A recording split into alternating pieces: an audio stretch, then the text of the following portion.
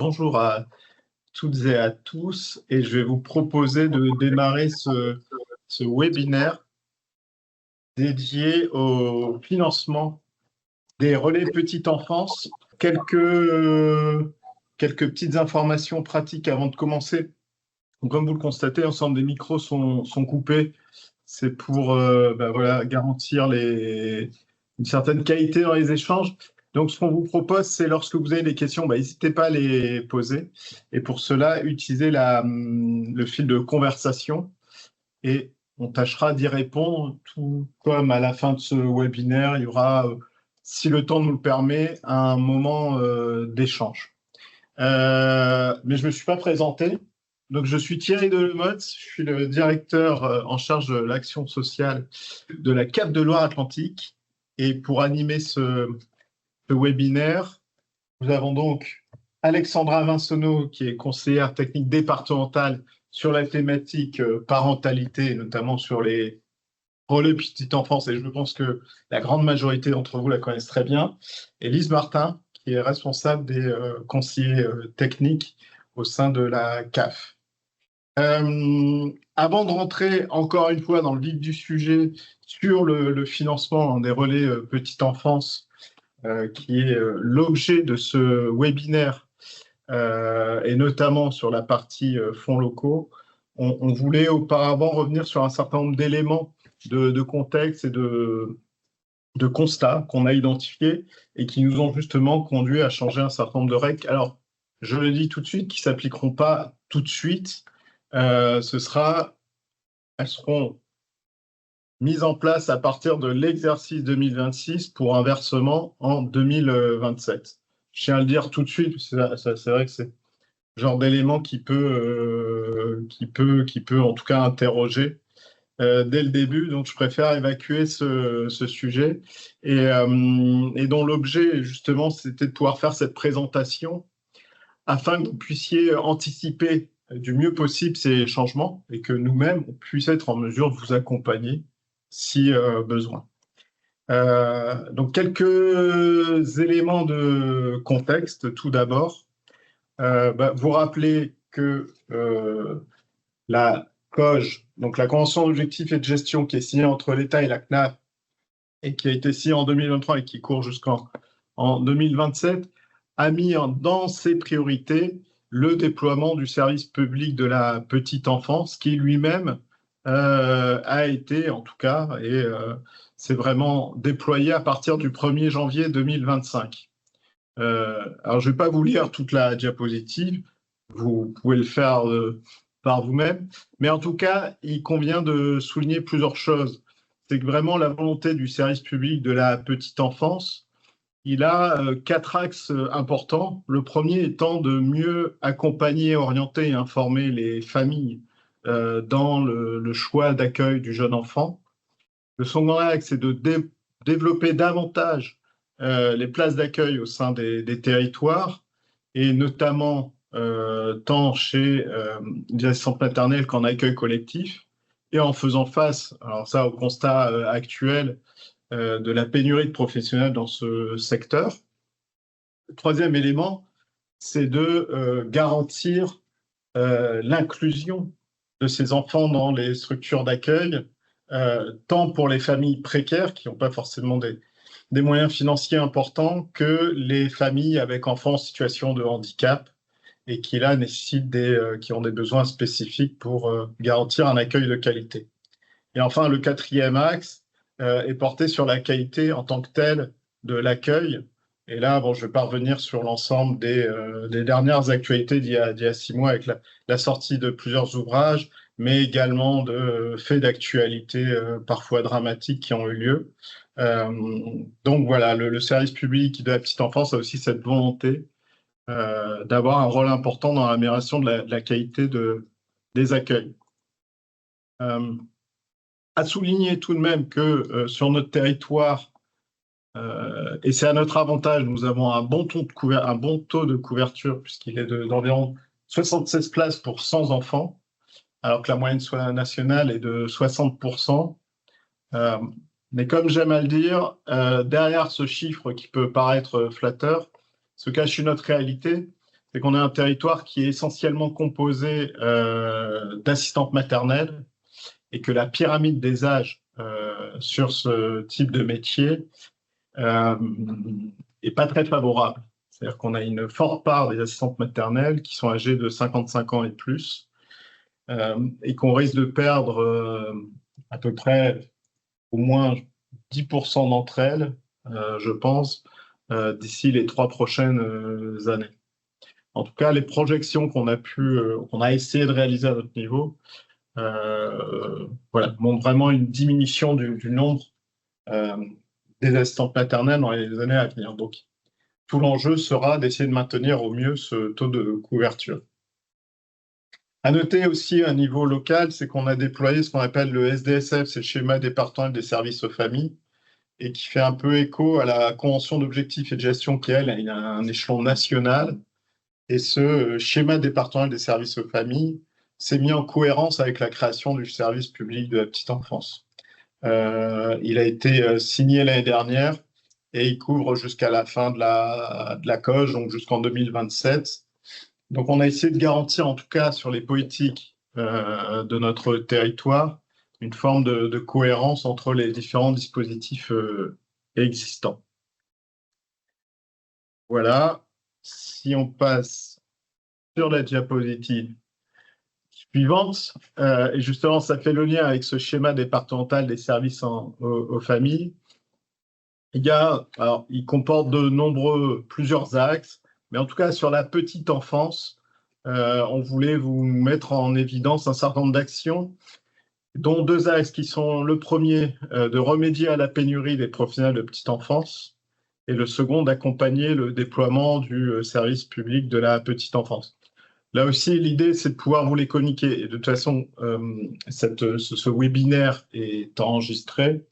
L'idée, c'est pas de revenir sur chacune des actions, mais de vous montrer que le rôle des RPE est important, en tout cas dans la mise en œuvre d'un certain nombre d'actions. Notamment, si je prends par exemple, pour remédier à la pénurie des professionnels de la petite enfance, l'action 2 sur la valorisation des métiers. Et là aussi, c'est un axe important, en tout cas dans les attentes des différents acteurs, notamment sur le métier d'assistante maternelle, tout comme sur accompagner le déploiement du service public de la petite enfance. L'action numéro 5, qui est de contribuer à l'information, l'orientation et l'accompagnement des parents à trouver un mode d'accueil. De même que l'action 8 sur soutenir l'amélioration de la qualité de l'accueil au travers des actions que vous pouvez réaliser, tant au niveau des parents que des assistantes maternelles. Donc voilà, pour vous dire que tout ça s'inscrit au sein de ce schéma également qui rassemble une multitude d'acteurs. Et j'en ai un peu abordé dans mes propos auparavant sur les rôles clés que un certain nombre d'entre vous assurent auprès des familles, c'est avant tout l'accompagnement des parents et de leur mise en relation à trouver un mode de garde et à assurer cette mise en relation avec les assistantes maternelles. Le deuxième rôle, c'est l'amélioration de la qualité de l'accueil et des pratiques professionnelles en regard des ateliers que vous pouvez animer auprès de ce public, tout comme la promotion de l'offre d'accueil que j'ai abordée tout à l'heure sur les métiers et sur lequel, effectivement, il y a un enjeu de plus en plus prégnant. La fidélisation des assistantes maternelles, là, on est à peu près sur le même registre. Et l'observation des besoins des familles et de l'offre locale petite enfance, qui est là de comment le RPE s'adapte aux spécificités du territoire qu'il couvre.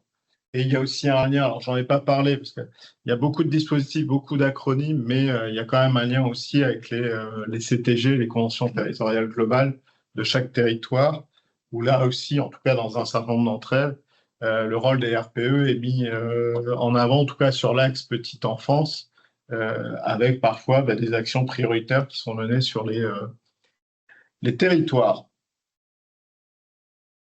Si on va sur la diapositive suivante, et j'en ai un peu parlé sur le taux de couverture, mais quelques éléments qui caractérisent notre département, c'est qu'on a un très bon taux de couverture, hein, des relais petite enfance sur l'ensemble du département, un nombre d'animateurs, 130 animateurs, plusieurs groupes mis en réseau d'animation sur l'ensemble du département.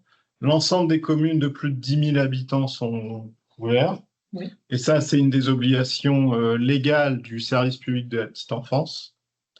On a une animation qui est portée au niveau de la carte par Alexandra elle-même et des fonds locaux. Et c'est aussi l'objet de ce webinaire, mis en place depuis 2012. Et peut-être que si on a ce si bon taux de couverture, cette mise en réseau qui est dynamique sur ce territoire, ben voilà, il y a deux éléments qui ont participé, voire trois. Le premier, avant tout, c'est vous-même qui portez les RPE sur le territoire. C'est avant tout grâce à vous. Mais, et je tiens et j'en profite pour remercier Alexandra pour son travail, c'est aussi le travail de mise en réseau qui est fait et les fonds qu'on arrive également, ce qui est loin d'être le cas dans les autres cas du réseau, d'appuyer avec des fonds locaux au-delà de ce qui est prévu par les prestations nationales pour financer les RPE. Sur cette diapositive, on a voulu vous permettre d'avoir une représentation de nos financements. Alors, ce qui est en bleu foncé, c'est tout ce qui est fonds nationaux, avec la prestation de service national. Alors, je vais arrondir les chiffres pour plus de facilité, mais qui est d'environ 31 000 euros par ETP, en tout cas la prestation de service de base. Ensuite, il y a les missions renforcées que vous connaissez bien, qui sont d'un montant beaucoup plus humble, puisqu'elles avoisinent 3 300 euros à peu près pour chaque RPE. Là, on n'est pas en ETP.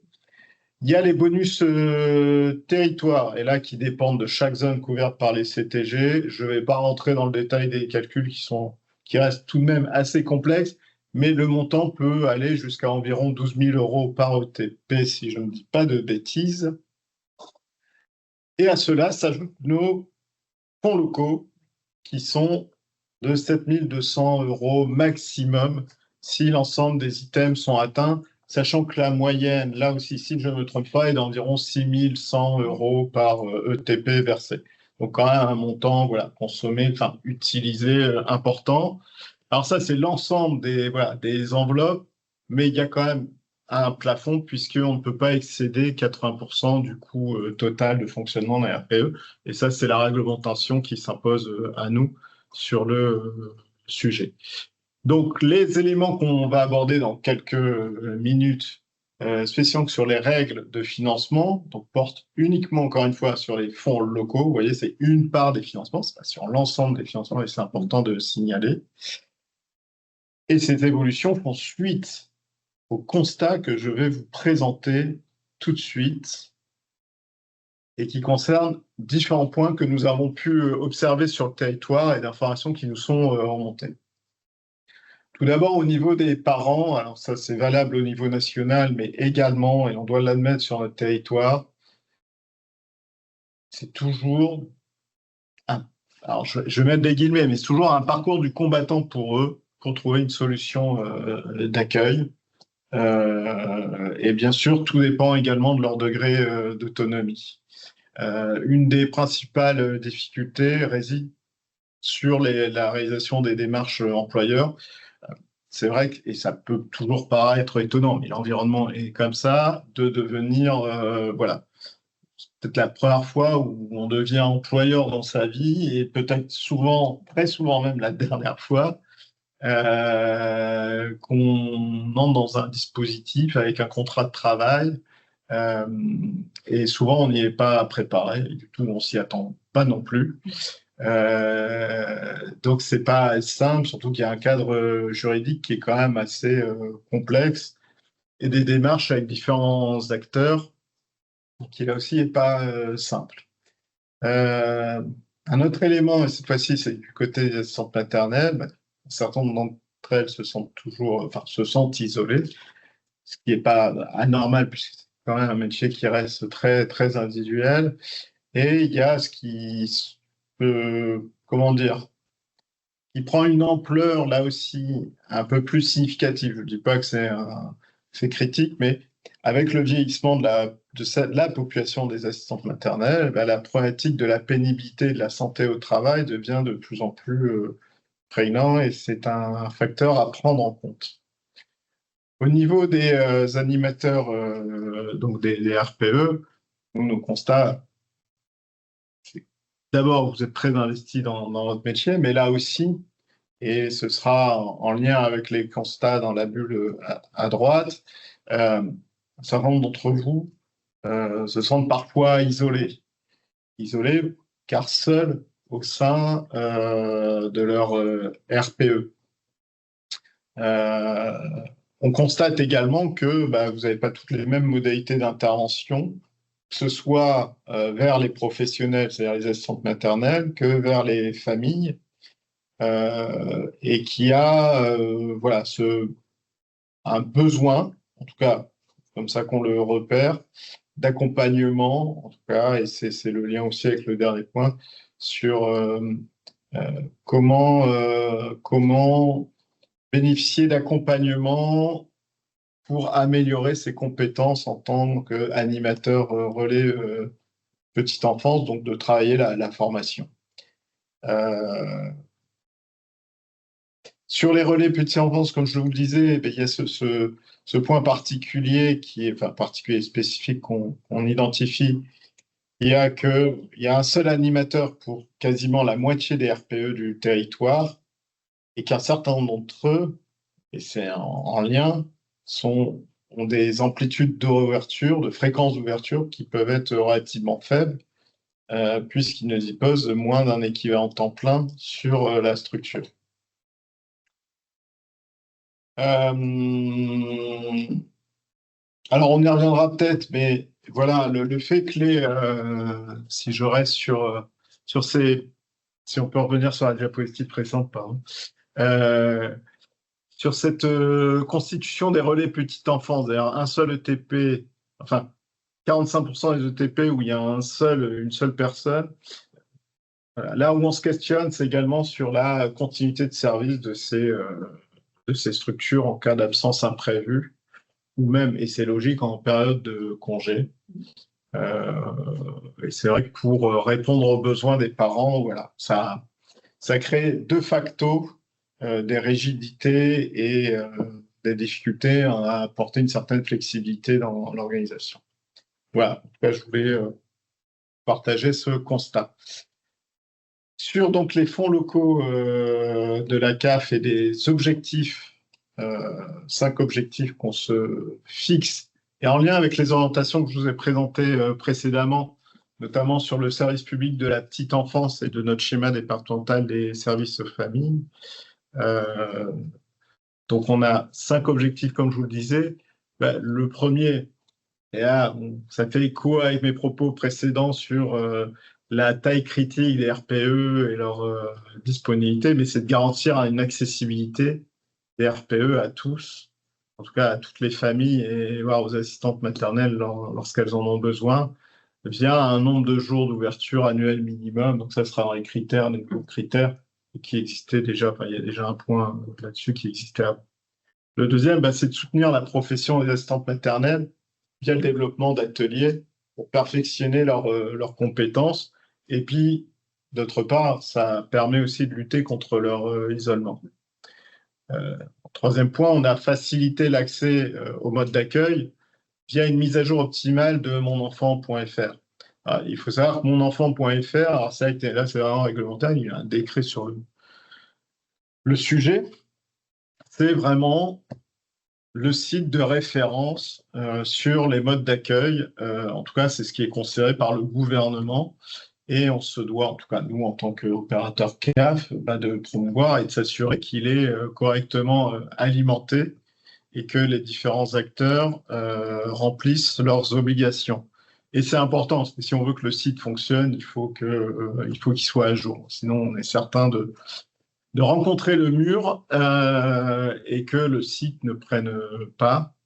Donc, il y a cet accès en se disant que, voilà, enfant.fr, ça reste quand même Une possibilité ensuite pour les parents d'accéder à une information 7 jours sur 7, 24 heures sur 24, ce qui est quand même pas rien.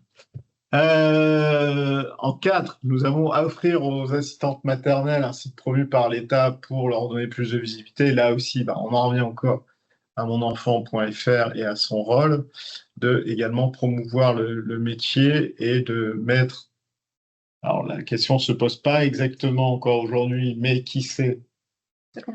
Ça commence, me dit-on, à permettre aux assistantes maternelles de se faire connaître sur leur territoire auprès des parents.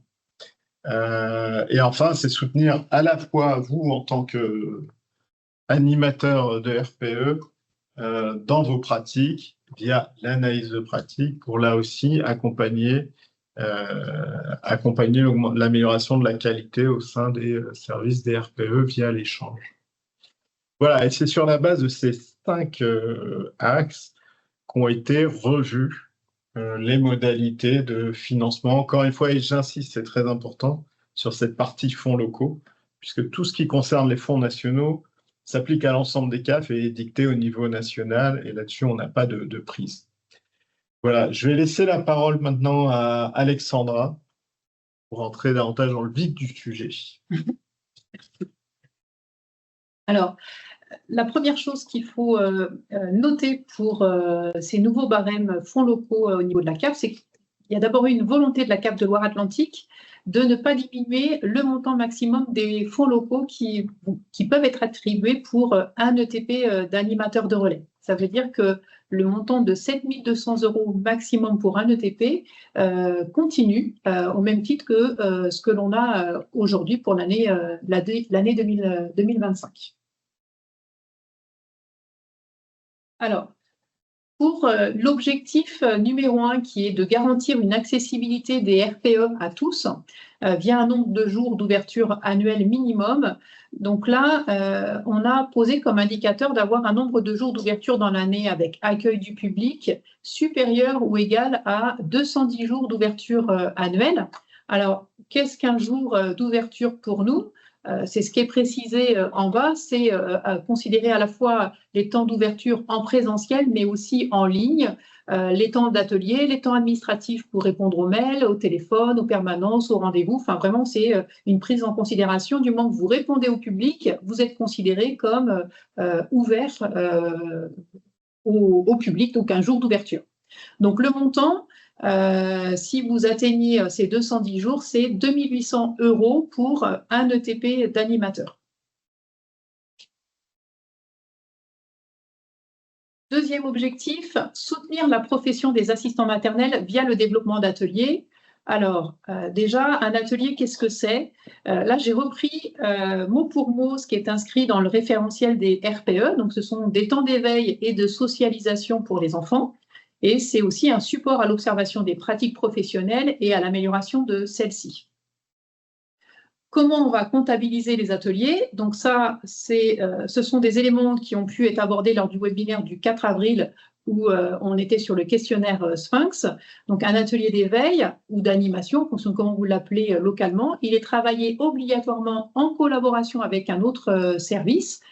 Et l'animateur, il peut être travaillé, je vais y arriver, en collaboration avec un autre service, mais là, l'animateur doit obligatoirement être présent, en fait, lors de cet atelier et être dans la co-animation pour que ça puisse vraiment être comptabilisé en tant qu'atelier d'éveil. C'est-à-dire qu'on ne peut pas déléguer cette fonction d'animer des ateliers d'éveil à un autre opérateur sur le territoire. Et si sur une matinée d'éveil, il y a 2 ateliers d'éveil, on va comptabiliser 2 ateliers d'éveil.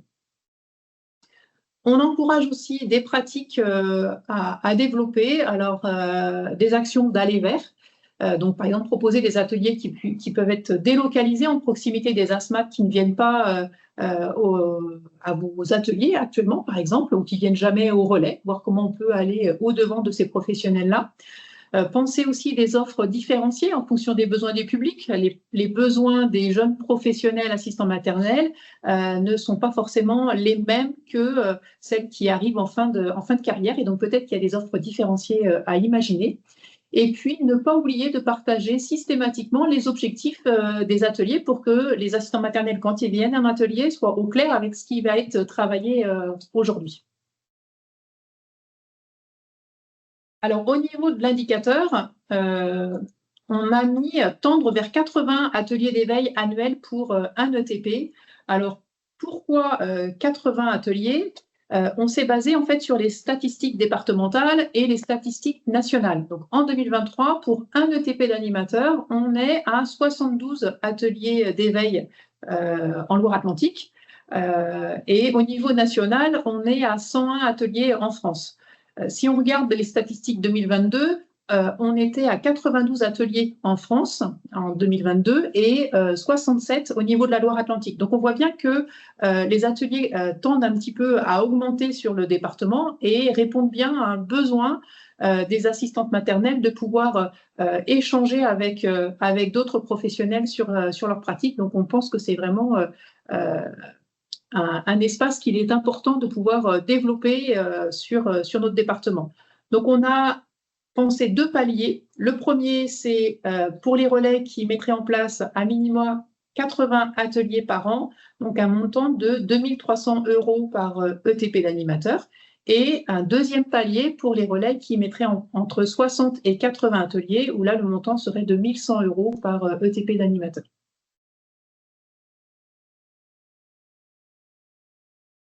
Sur le troisième et le quatrième objectif, donc là, on concerne l'outil, donc le site monenfant.fr. Donc là, c'est faciliter l'accès au mode d'accueil via une mise à jour optimale de Mon Enfant, et puis aussi offrir aux assistants maternels un site qui leur permet de donner plus de visibilité, donc le site porté par l'État.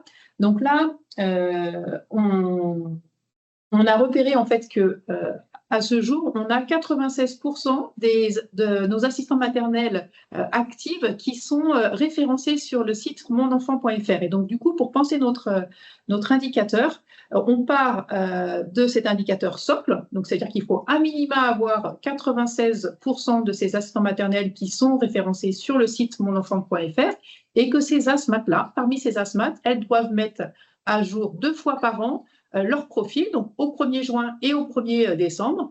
Et donc là, il faut atteindre un minimum de 80% de ces professionnels qui ont mis à jour leur profil. Donc, on a mis 2 paliers. Le premier palier, donc, pour les relais qui ont atteint 90% et plus, le montant, ce sera 1 500 € par ETP d'animateur. Et pour les relais qui seraient entre 80 et 90%, ce sera, je vais y arriver, 800 € par ETP d'animateur.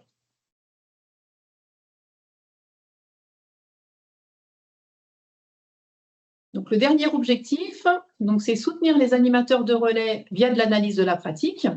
Donc là, on pense que c'est nécessaire de faire à minima 3 séances de 2 heures par an et par animateur. Et donc, le montant sera, c'est décidément, de 600 € par ETP d'animateur. Donc, qu'est-ce qu'une séance d'analyse de la pratique? Aujourd'hui, on a des relais qui proposent déjà qui bénéficient déjà de séances d'analyse de la pratique, mais à l'échelle d'un groupe Arbo. Donc ça, c'est très bien, ça peut bien sûr continuer, mais on se dit que ça peut aussi se faire à l'échelle d'une collectivité en lien avec d'autres professionnels petite enfance sur le territoire. Pour le questionnaire Sphinx, c'est ce que j'ai expliqué lors du webinaire du 4 avril. À la fin du questionnaire, en page 36, il y a une zone libre. Et donc, du coup, on vous invite dans cette zone-là à bien indiquer le nombre, si les animateurs ont bénéficié d'analyse de la pratique en 2024, et si oui, combien de séances par animateur. Ça va nous permettre de voir un petit peu où est-ce qu'on en est aujourd'hui sur le département, parce qu'on n'est pas forcément toujours bien au clair en fonction des animateurs. Donc, cette diapo, c'est une diapositive qui permet d'avoir le récap de tous les financements et les critères qui sont pensés donc, pour un ETP d'animateur. Donc, le nombre de jours d'ouverture, donc avec un minimum de 210 jours d'ouverture annuelle, donc on sera à 2 800 €. Les ateliers d'éveil, donc là, tendent vers 80 ateliers d'éveil. Donc, il y aura entre 2 300 et 1 100 € en fonction du palier où vous serez. Monenfant.fr, donc là, 1500 ou 800 euros et analyse de la pratique, 600 euros. Donc, on est bien sur 7200 euros maximum pour un ETP d'animateur par an. Donc, comment sont calculés les fonds locaux? Alors, on va utiliser 4 sources pour estimer votre droit qui sera recalculé chaque année. Et la première aide qui sera versée, elle sera versée en 2027 sur ces nouveaux critères fonds locaux. Donc, on communique suffisamment tôt en amont pour vous permettre d'ajuster en fait vos projets locaux. Donc, on va utiliser donc, vos déclarations réelles 2026 que vous ferez sous AFAS Mon Compte Partenaire, vos déclarations de données d'activité 2026 via le questionnaire Sphinx que vous compléterez en avril-mai 2027, l'export de référencement des assistants maternels via le site Mon Enfant et une attestation justifiant de l'analyse de la pratique suivie par chaque animateur de relais. Et donc, pour ce dernier justificatif, en cas de contrôle, ce qu'on demandera, ce sera la feuille d'émargement pour pouvoir justifier et vérifier que chaque animateur a bien bénéficié de séances d'analyse de la pratique. Sur les modalités pratiques de mise en œuvre de l'analyse de la pratique pour chaque relais, on reviendra vers vous d'ici la fin de l'année pour vous dire quel document compléter.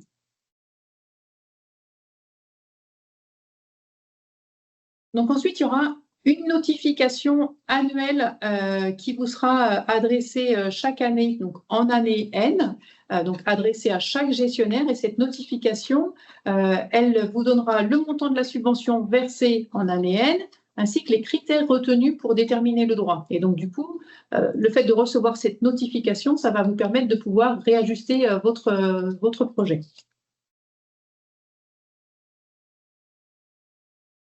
Le calendrier. Alors, le 20 mars de cette année, on a eu la validation des nouveaux critères par les administrateurs de la CAF de Loire-Atlantique. C'est le début de ce grand calendrier. Le 4 avril, donc, il y a eu le webinaire sur les questionnaires Sphinx RPE où j'ai pu vous préciser un certain nombre d'indicateurs où pour nous, c'était important d'avoir des données qui étaient les plus fines et les plus réalistes par rapport à votre activité. Le 29 avril, aujourd'hui, donc, on vous présente les nouveaux critères de financement. En 2025, vous avez toute l'année 2025 pour prendre en compte ces nouveaux critères et travailler, retravailler, améliorer votre projet pour être plus en phase avec ces nouveaux critères. Et à partir du 1er janvier 2026, c'est l'application des nouveaux critères fonds locaux. Donc, vous aurez bien entendu à nouveau toute l'année 2026 pour continuer à améliorer votre offre sur votre territoire. Et donc, en avril 2027, vous compléterez le questionnaire Sphinx 2026, votre questionnaire d'activité, et au deuxième semestre 2027, interviendra le paiement des fonds locaux avec ces nouveaux critères, plus l'envoi de la notification.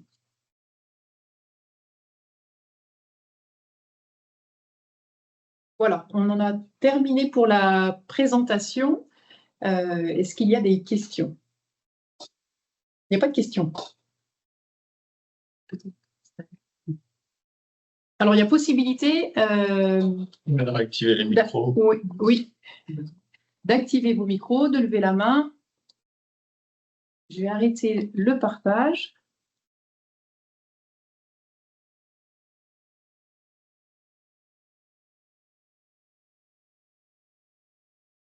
Ça vous laisse sans voix.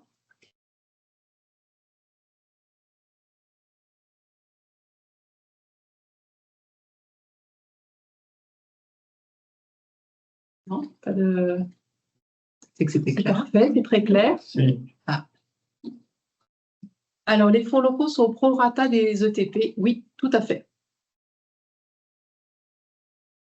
Il sera alors compliqué d'aller chercher la dotation de 800 à 500 euros pour la complétude de mon enfant pour les assistants maternels. Je ne sais pas si c'est si compliqué que ça. Je pense que ça dépend des territoires. Vous n'êtes pas tous au même niveau sur la montée en charge du site du site monenfant.fr. Et donc, effectivement, si aujourd'hui, vous n'avez pas un taux important déjà d'ASMAT de référencé, c'est la première étape en fait qu'il faut aller chercher. Et après, enfin, il y a là aussi, hein, ça pourra se travailler en réseau, à travailler limite à un argumentaire, parce qu'il y a quand même une obligation légale pour les assistantes maternelles d'être référencées sur le site. Donc, c'est pas au bon vouloir normalement, ça fait vraiment partie d'une obligation réglementaire à la base. Alors, même s'il n'y a pas de levier de sanction sur le sujet, mais en tout cas, il y a un cadre réglementaire sur le sujet. Il y a quand même le levier aujourd'hui, là, sur Mon Enfant, des ASMAT, quand elles font une demande de renouvellement d'agrément, elles ont obligation de prouver qu'elles sont bien référencées sur Mon Enfant. Donc, ça contribue quand même à vous aider aussi à atteindre cet objectif-là.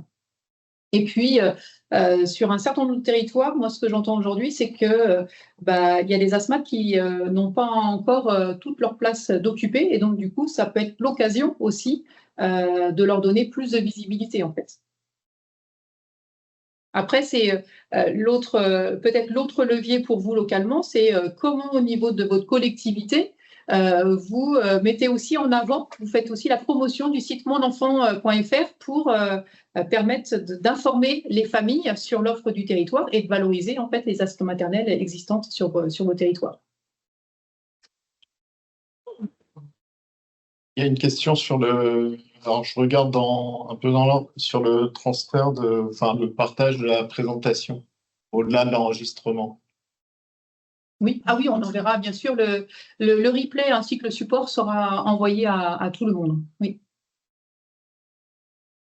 Alors, si un des critères n'est pas mis en place, les fonds locaux seront déduits d'autant. Oui, tout à fait, oui. Alors, qu'est-ce qui a motivé ces nouveaux barèmes? Comme comme je vous l'ai précisé en introduction, hein, les fonds locaux datent de 2018, dernière version. Et c'est vrai qu'avec les évolutions apportées par la nouvelle COG et par le déploiement du service public de la petite enfance, on a souhaité utiliser ce levier des fonds locaux pour orienter les actions et qu'elles correspondent aux stratégies et en tout cas aux objectifs de ces nouveaux dispositifs. Encore une fois, et je ne vais pas m'en cacher, l'utilisation des fonds locaux nous sert à nous pour appuyer nos politiques locales et intéresser nos partenaires à aller dans ce même sens et à les accompagner grâce justement à ces moyens financiers complémentaires. Par exemple, si je ne dis pas de bêtises, jusqu'à présent, il n'y avait aucun levier sur ce qu'on souhaite mettre en place, c'est-à-dire travailler le niveau de compétence des animateurs. On se dit, par la mobilisation de nos fonds locaux, on peut travailler cette thématique qui nous semble intéressante. Et les autres éléments, c'est lorsque j'ai présenté les constats, ce qu'on constate tant au niveau national que sur le département, et on souhaite appuyer via ces actions, utiliser les leviers. C'est ce qui nous a motivé à changer un peu un certain nombre d'éléments constitutifs des fonds locaux.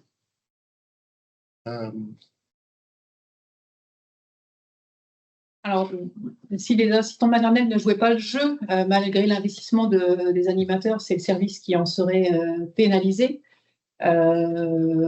Oui, alors c'est vrai que vous ne partez pas tous du même point de départ aujourd'hui par rapport à ce travail de référencement des assistants maternels sur vos territoires. Ça, c'est une réalité. Après, vous pouvez très bien communiquer auprès des ASMAT des enjeux. C'est-à-dire que ça vous permet d'avoir plus de financement et donc, du coup, peut-être d'avoir une offre au niveau des ateliers peut-être un peu plus enrichie grâce à ces financements-là. Et donc, peut-être que ça peut aussi les encourager à un moment donné à faire ce job de mise à jour de leur profil aussi sur Mon Enfant. Il y avait une question sur si un des critères n'est pas mis en place, les fonds locaux seront déduits d'autant. Oui. Il y avait la question du prorata des ETP, mais qui n'était pas tout à fait la même chose. Et effectivement, Là, ça sera en fonction des critères qui sont remplis ou non, ça débloquera les montants associés au prorata d'un ETP. Oui. Mais comme les critères sont recalculés annuellement, ce qui n'était pas le cas dans l'ancienne version. Avant, vous aviez un montant de fonds locaux qui était le même sur toute votre période d'agrément. Là, ces fonds locaux seront recalculés tous les ans, donc ce qui vous permet, si une année vous n'avez pas réussi à atteindre un critère, de continuer à travailler pour l'atteindre l'année d'après.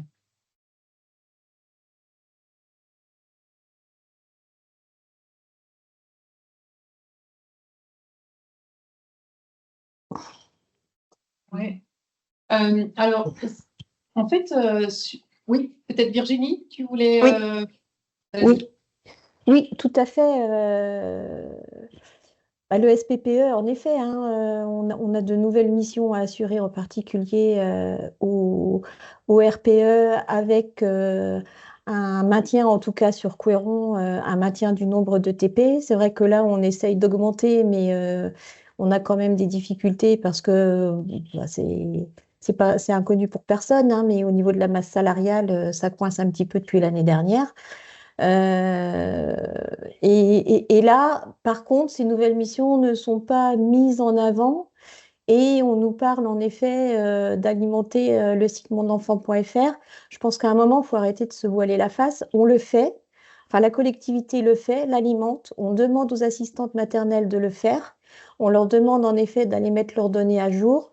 Malgré ça, on se rend compte tout au long de l'année que les mises à jour ne sont pas faites. Et je trouve que cette dotation, en effet, qu'on va avoir du mal à aller chercher, c'est un petit peu dommage et ça contribue pas à valoriser, en effet, le métier des animateurs du RPE, en tout cas sur ce point-là. C'est vrai que 1 500 €, c'est pas une paille. Surtout que moi, j'ai 1,54 ETP, donc ça va pas aller très loin. Bon, je trouve ça un petit peu dommage parce que le SPPE, on nous l'a vendu avec une grosse révolution. Moi, pour l'instant, c'est très contraignant. J'ai de nouvelles micros là, qui veulent s'installer sur la commune.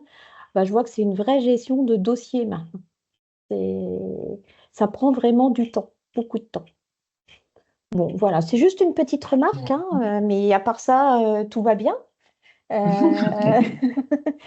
Mais cet axe-là a été un petit peu oublié parce que nous, on est très, très présents en proximité des assistantes maternelles, en particulier sur les regroupements, puisqu'on doit proposer environ 4, 5, voire 6 regroupements chaque semaine.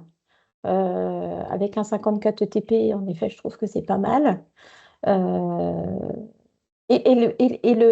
Notre rôle, il se joue là, en fait. Il ne se joue pas forcément sur l'alimentation d'un site. Il se joue sur l'information qu'on va pouvoir passer, l'information qu'on va pouvoir récolter en direct des assistantes maternelles, en vis-à-vis. Il y a certaines assistantes maternelles, de toute façon, qu'on ne verra jamais. Elles ne viendront jamais. On a beau leur proposer, en effet, d'autres lieux de rencontre. On sait très bien qu'elles ne vont pas se déplacer parce que elles, c'est pas leur truc de se retrouver en communauté, on va dire. Bon, voilà, je suis un petit peu déçue de l'évolution, en effet, des dotations qu'on nous propose. Je trouve que ça ne met pas trop en valeur le travail qui est fait sur le territoire. Voilà. Alors, l'idée de ces nouveaux critères aussi, c'est de challenger par rapport à des enjeux où on sent qu'il y a à progresser sur le territoire. Les familles, elles disent clairement qu'elles sont en difficulté pour trouver une information à jour sur les assistantes maternelles disponibles. Et c'est toute l'ambition auquel répond le site mondenfant.fr. Et donc, si personne fait ce travail de mise à jour du site, on n'avancera pas en fait sur cette problématique de réponse des parents. Et ça, c'est quand même un axe qui est clé au niveau du SPPE. Donc, le site mondenfant.fr, c'est un site utile au quotidien aussi pour les animateurs. Et tant qu'il n'est pas bien à jour, c'est un site qui est pas performant en fait. Oui, et pour rebondir, ce qui nous remonte quand même, alors encore une fois, je suis désolé de faire des généralités, hein, mais ça ne concerne peut-être pas votre ce Couëron, mais on a quand même certain nombre de remontées de parents qui nous disent, mais moi, quand je cherche un mode de garde, je vais RPE, on me donne une liste d'ASMAT et c'est à moi d'appeler. Je ne sais pas si si elles ont des disponibilités ou pas. Et en gros, on a parfois le retour de, mais bah, moi, le RPE, il ne me sert à rien, en fait. Si c'est pour me donner une liste, bah, je vois pas la plus-value. En fait, c'est dans les constats qu'on vous disait au début, dans le parcours du combattant. Ils nous disent, mais dès le début, on nous dit, mais allez vers le RPE, il est là pour vous orienter, vous conseiller. Et ils nous disent, mais moi, on me remet juste une liste. Enfin, et cette liste, j'appelle et alors, est-ce que la SMAT va décrocher? Est-ce qu'elle va décrocher ou est-ce qu'elle nous dit, bah non, mais j'ai plus de poste et j'en ai pas. Enfin, voilà. Et c'est vrai que sur la mission principale, normalement, RPE, mais dans un monde idéal, hein, peut-être utopique au demeurant, mais normalement, quand on oriente les parents en leur disant il y a des dispositifs, des structures pour vous informer, vous accompagner, leur besoin, il est là. Et il est pas, on sent bien qu'il n'est pas, leur attente est pas comblée. Et comme le disait Alexandra, c'est vrai que, et du fait que ce soit réglementaire aussi, normalement, ça doit être le fer de lance, c'est le site monenfant.fr. Après, on peut toujours critiquer, effectivement. Mais Moi, c'est là où il y a quand même des attentes. c'est pas une critique, hein, c'est juste un constat. Alors, pour rebondir un petit peu sur ce que vous êtes en train de dire, nous, on communique des listes, mais on communique en effet des listes d'assistantes qui ont des places. Parce que le fait de les rencontrer très souvent et très fréquemment nous permet en effet d'avoir pratiquement à jour leur disponibilité. Mais du coup, le Donc, fait de transmettre des listes, est-ce que ça encourage pas les assistants maternels à pas se mettre à jour sur le site Mon Enfant? Parce que c'est le relais, d'une certaine façon, qui fait aussi cette... peut-être, mais en tout cas, c'est quelque chose qui fonctionne plutôt bien à l'intention des familles. Parce que, en effet, comme vous l'avez dit juste avant, le rôle du RPE est bien d'informer les familles. En tout cas, nous, on le voit comme ça. C'est-à-dire, le RPE, c'est vraiment la porte d'entrée des familles qui sont en recherche d'un mode d'accueil. Et ce qu'on veut, c'est aller au plus réel des disponibilités. Et on le fait aussi, par exemple, à l'attention de la crèche privée qui vient d'ouvrir sur Couëron. Bon, je me sens peut-être un peu moins concernée parce qu'on a peut-être un mode de fonctionnement qui n'est pas le reflet, en effet, de la généralité, mais c'est absolument pas une critique. C'est juste que moi, notre fonctionnement, en fait, je ne me retrouve pas dans ces nouvelles dispositions, mais bien évidemment, on va faire avec. Et puis, on va être encore plus insistant auprès des assistantes maternelles pour aller compléter, bien évidemment, le site monenfant.fr. Mais en tout cas, sur Couëron, je ne suis pas persuadée que la majorité des parents consultent en effet le site en premier. Ils doivent se tourner vers nous avant, parce que c'est le bouche à oreille aussi qui fonctionne. Euh, voilà. On leur dit bien évidemment d'aller sur le site, hein, mais on a peut-être un mode de fonctionnement à part, j'en sais rien. Après, l'essentiel, c'est qu'ils trouvent une information. Hein. Ça, c'est Non, mais vraiment, voilà, tout à fait. Oui, tout à fait. Mais comme je le mettais un petit peu plus haut aussi dans mes messages, enfin non, dans le dernier, on a de plus en plus de familles vulnérables à qui on ne peut pas proposer de mode d'accueil en collectivité parce qu'on est sur la mixité sociale aussi. Enfin bon, je ne vais pas refaire le monde hein, aujourd'hui, mais et qui se retrouvent bien évidemment à faire accueillir leur enfant chez une assistante maternelle avec toutes les contraintes que ça sous-entend, c'est-à-dire les salaires, les absences, les justificatifs, etc. Et ça demande un accompagnement de fou, parce que il ne suffit pas d'une fois pour leur montrer en effet comment calculer le salaire ou les indemnités ou quoi que ce soit. Ce sont des familles qui reviennent 2 fois, 3 fois et sur du temps assez long. C'est-à-dire qu'on va peut-être passer 1 heure ou 2 avec elles, quoi. Donc, bon. Et ça, je trouve que c'est dommage aussi, aller vers les plus vulnérables. Nous, on l'a inscrit aussi dans la CTG. C'est dommage que ça ne soit pas forcément valorisé d'une manière ou d'une autre. C'est un petit peu du travail en sous-marin, hein, tout ça. En effet, ça doit être compliqué ensuite de critériser. Alors, après, comment dire, c'est pas valorisé dans ces fonds locaux Financièrement, oui. financièrement, mais c'est valorisé via la prestation de service. Hein. C'est-à-dire que si vous, dans le cadre, au niveau de Couéron, là, dans le cadre du projet, vous nous dites il y a des besoins accrus avec des familles vulnérables et il faut revoir les ETP. Enfin, on est à l'écoute, hein, on n'est pas fermé par rapport à ça. Et donc, du coup, après, nos financements à la fois national et fonds locaux, c'est lié à l'ETP.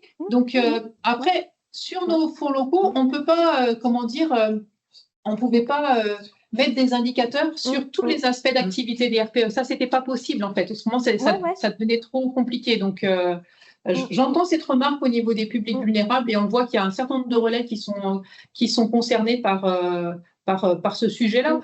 C'est d'autant mis en lumière que dans le nouveau référentiel des RPE qui n'est toujours pas paru et on ne sait pas encore s'il paraîtra cette année, il y avait cette question de l'intermédiation administrative qui vient aussi dire comment on vient accompagner ce public-là. Ça veut dire qu'il y a quand même un besoin qui est identifié, mais ça soulève plein d'autres questions réglementaires et techniques derrière sur lesquelles pour l'instant on n'est pas prêt, on n'est pas prêt pour le mettre en place à ce jour. Mais on voit bien que ce sont des axes qui sont grandissants quand même. Enfin, voilà.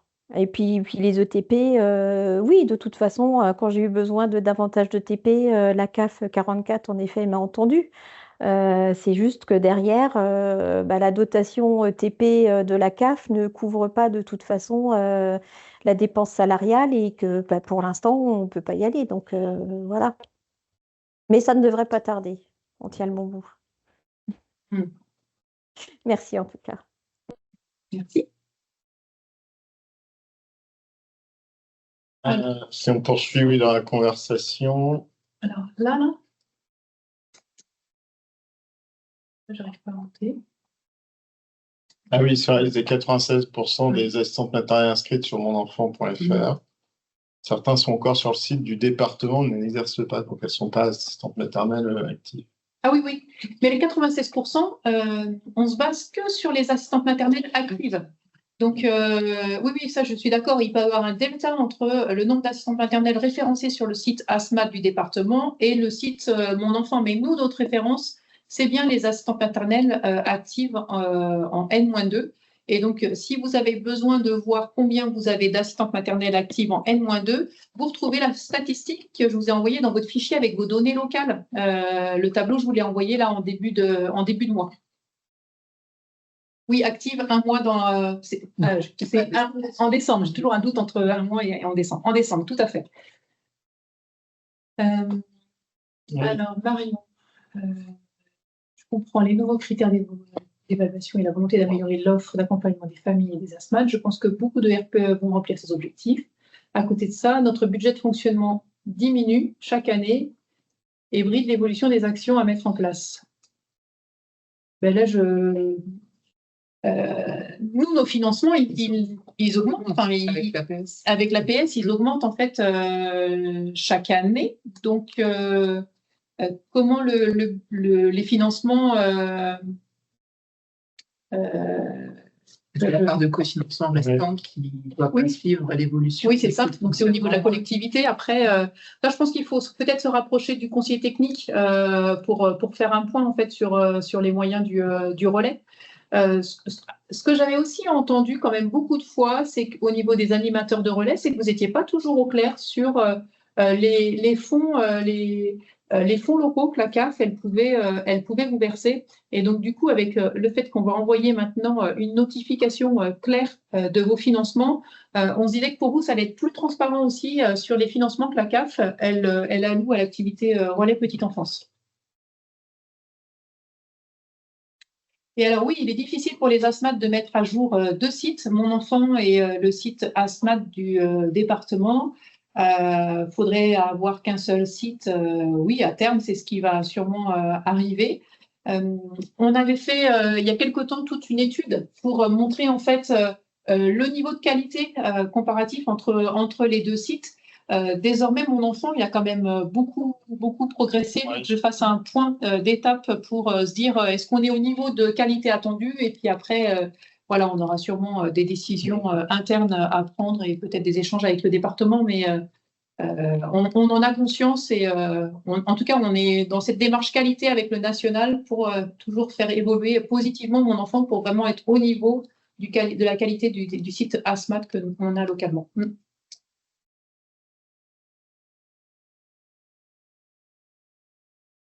Et il y avait à nouveau cette question, puisque personne n'avait pas entendu, active en décembre. Si, aussi. Voilà.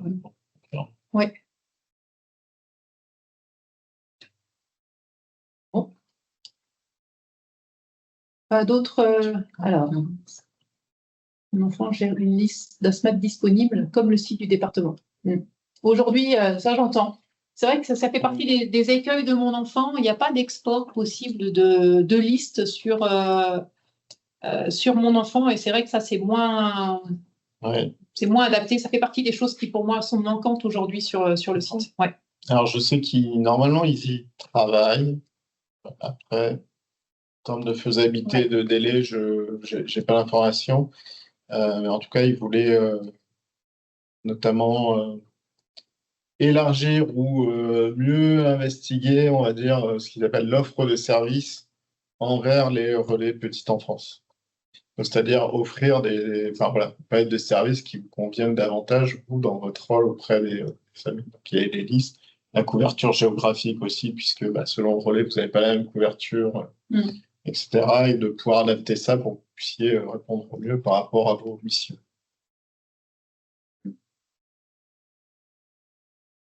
Pour les ouvertures, nous devons déduire nos jours de formation, nos arrêts, la journée départementale. Jour de formation, journée départementale. Bonne question en tout cas. Vous voyez oui, mais après c'était le cas. On répondra. Ça mérite réflexion. Oui, ça mérite réflexion, parce que quand vous êtes en formation, vous êtes quand même dans cette démarche qualité, en fait. Donc, à réfléchir. Arrêt, oui, arrêt, oui. Et pouvons-nous prévoir une convention entre relais? Alors, c'est déjà un peu le cas. Il y a des choses sans que ce soit formalisé, des solidarités interrelais qui se mettent en place. Mais même s'il y a une convention entre relais, s'il y a une fermeture d'un RPE, par exemple pour une cause d'arrêt maladie, le minimum qui va être assuré par le relais, dans ce qu'on observe, ça va être l'information, la réponse au mail, la réponse téléphonique pour donner un minimum d'informations, mais du coup, il n'y a plus d'ateliers. Et c'est vrai que, comme on le disait tout à l'heure, les assistants maternels ont besoin aussi de ces ateliers pour sortir de l'isolement pour un certain nombre d'entre elles, pour échanger sur leurs pratiques. Et donc, du coup, le fait de proposer une convention avec un autre relais, ça ne permet pas d'assurer cette continuité de service sur cet aspect-là, notamment.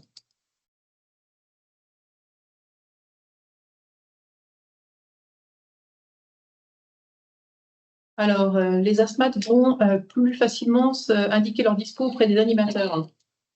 Oui, il y a une relation de confiance, oui, mais voilà, la loi, elle demande aux assistants maternels d'être référencés sur mon enfant et de mettre à jour 2 fois leur profil sur mon enfant. Voilà, c'est la loi.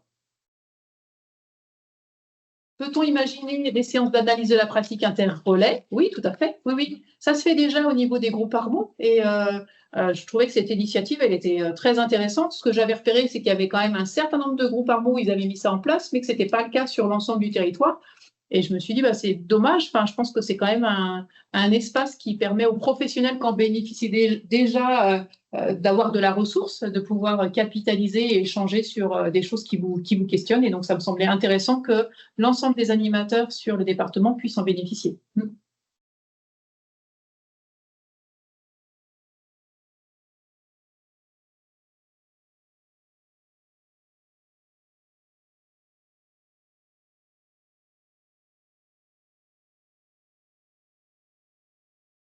Écoutez, s'il n'y a plus de questions, il est 14h36. Et je vous propose de clôturer ce webinaire. Bien évidemment, si vous avez des questions qui vous viennent plus tard, n'hésitez pas à les envoyer à Alexandra, qui sera ravie de vous répondre. Comme on vous l'a précisé, on vous envoie l'enregistrement et la présentation voilà, dans les jours qui viennent. Et puis d'ici là, je vous souhaite une bonne journée. Et puis je vous dis à plus tard, tout simplement. Au revoir. Au revoir. Merci, au revoir.